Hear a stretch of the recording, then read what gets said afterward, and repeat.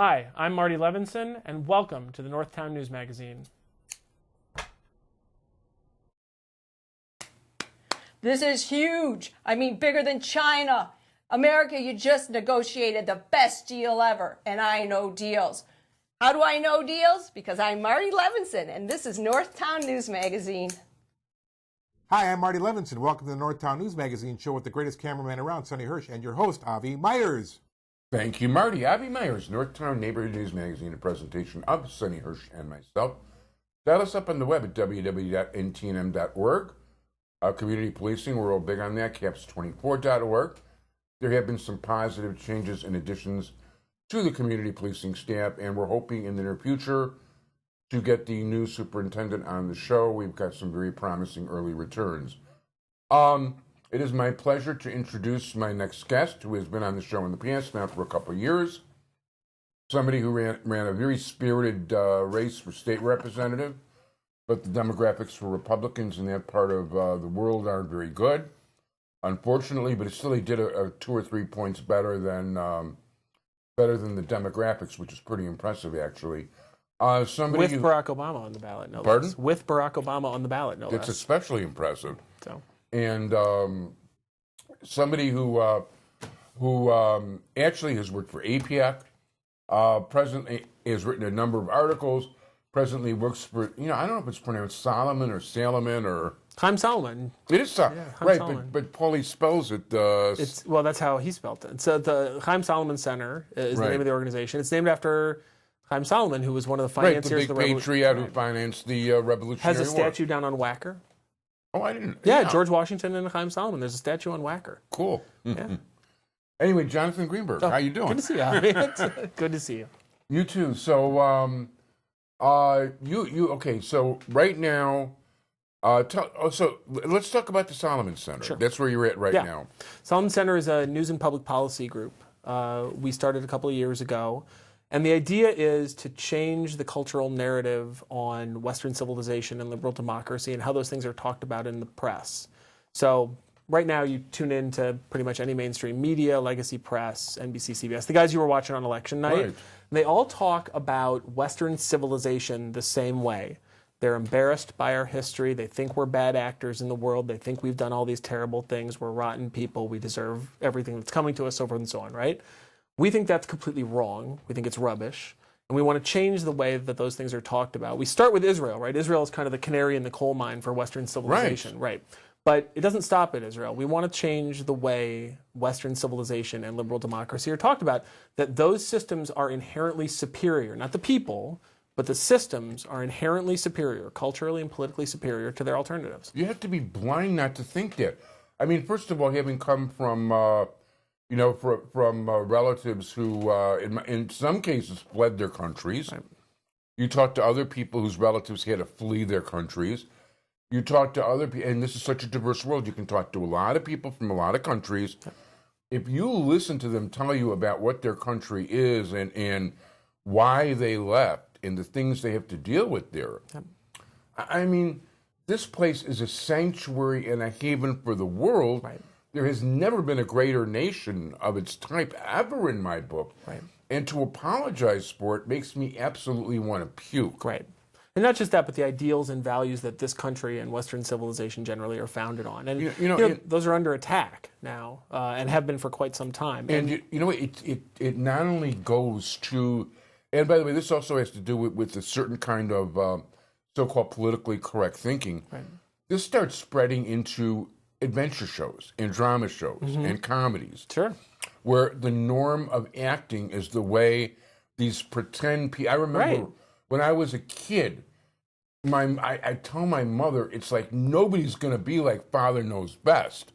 Don't expect us to be like that. It's not fair, even though I was a little kid. Right. But now you've got these people acting like this is normal. Right. I mean, society, for all of its history, has not found these things normal whatsoever. Yeah. Well, to your point, and this is the cultural problem, right? If virtually any movie now that's an action-adventure movie, the bad guy is always the CIA officer, right? And that's kind of the problem is there's this suggestion that because countries sometimes do bad things or make big mistakes, that we are bad or we are always mistaken. And the arc of American history, the arc of Western history is we self-correct over time. Right. We make enormous mistakes. Slavery in the United States was an enormous mistake that over the course of time we corrected. And we corrected in a violent and bloody way, but we corrected it. Jim Crow, we corrected it. And on and on and on. So we make mistakes. Everybody makes mistakes until we find something to make up countries other than human beings. We're going to make mistakes. When I find people, I remember when the reparations, I'm older than you, but when the reparations movement started in the 60s, when people started demanding reparations, the first people to step forward was a Reformed synagogue outside of Detroit. I'm sure. That kicked in $250,000. And I sincerely doubt there was a single member of the congregation whose ancestors were in America during the Civil War. Right. And in college I would have taken like, oh, you put us in slavery, blah blah blah. And, hey, my parents came here in the 1930s individually. Right.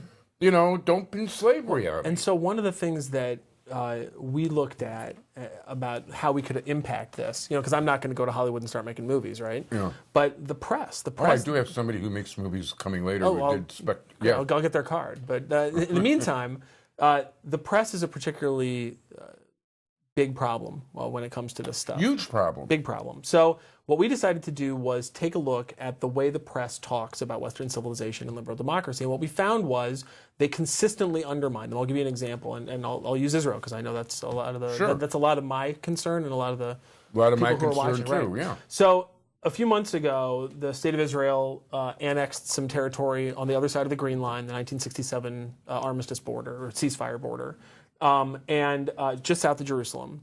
And the Reuters lead, the big newswire service, Reuters lead was Israel appropriates large tract of fertile land near Jericho. And it was just south of Jerusalem. I'm not sure why they said near Jericho, but so let's tear into that real quickly if you don't mind. Sure. Israel appropriates.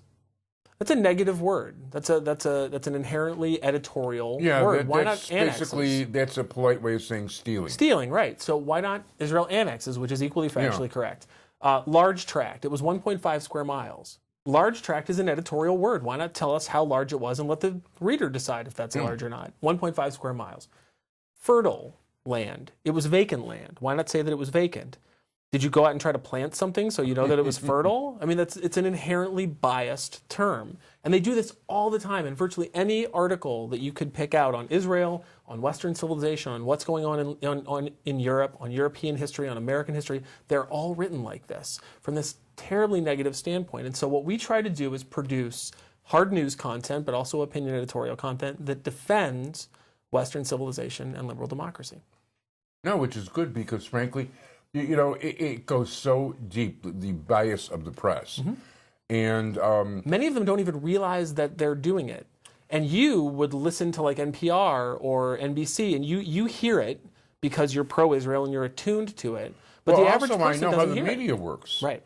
I've been editor of, I don't advertise all my credits, but I've been editor-in-chief of 10 different publications. Right, but most people who are watching and who aren't attuned to those things, they just absorb it. They absorb it completely. Right. I'm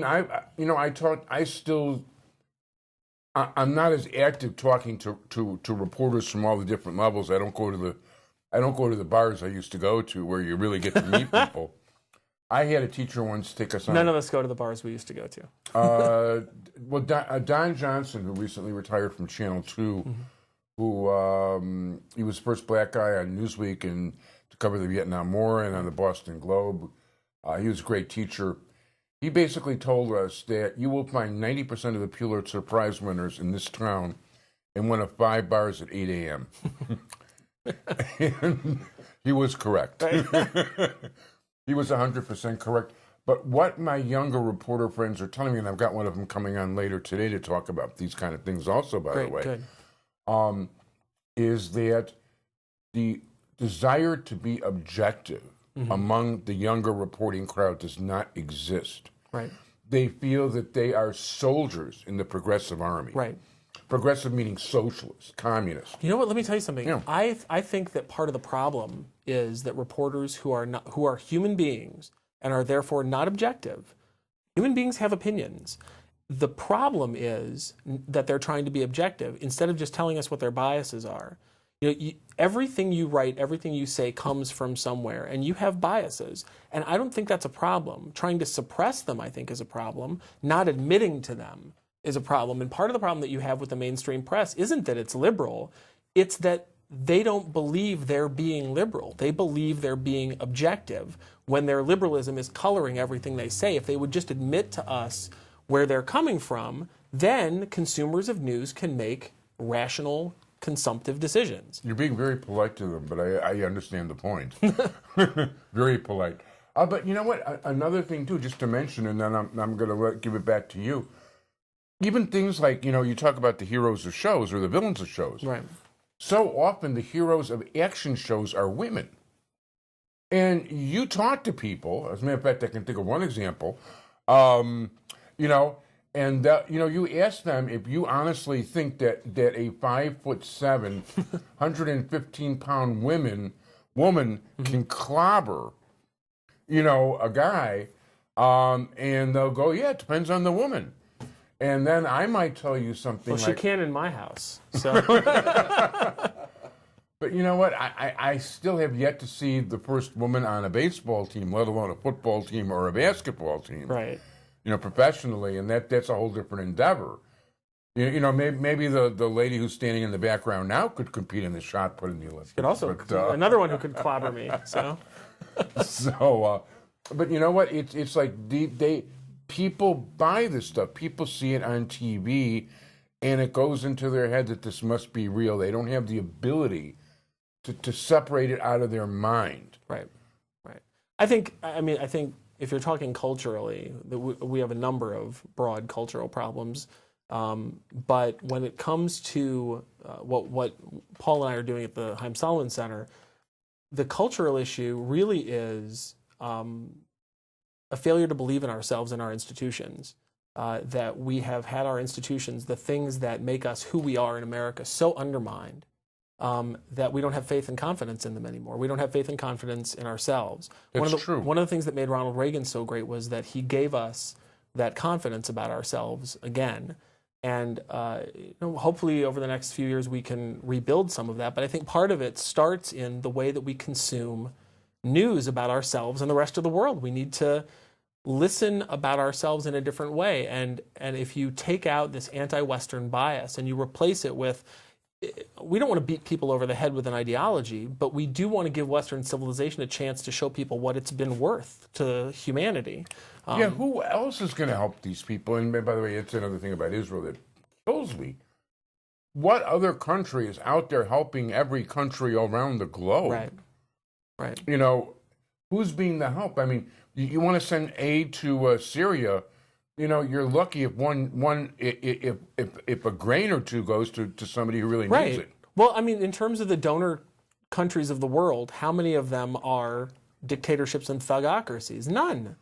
You'll have these donor conferences. The United States hosts these donor conferences all the time, where we get the Saudis and the Qataris and the Emiratis all together in a room with us, and we all pledge money, right? And the Saudis always pledge hundreds of millions of dollars to alleviate whatever suffering we're trying to alleviate, and they never come through. They never pony up the money. Big shock. Right. They'll and we all probably know people like that from various Jewish functions that we go to, right? But they'll always do. They're that guy at the Jewish function who always stands up and has a lot of money until it comes time to actually write the check. The only countries that actually pony up to help other people are Western countries, liberal democracies. And I mean liberal in terms of Enlightenment liberalism, not contemporary American political liberalism. Right, because contemporary American liberalism is heading toward communism and fascism all the way. Or at least Venezuelan-style socialism. Yeah, at best. And the fact of the matter is, you know what? One thing, and maybe I'll get into this with one of the other guests today. No, I won't. We'll just, Paul, Jonathan, we will with them, we won't with you. I'm not going to change subjects with 20 seconds to go. Great. Jonathan Greenberg of the Salomon Institute.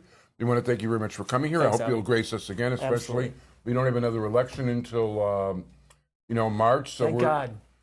I 2 months agree. off. So next year is all going to be like whatever the heck I want it to be. Right. So, I'm going to get into interesting topics like this. And if people want to contact you?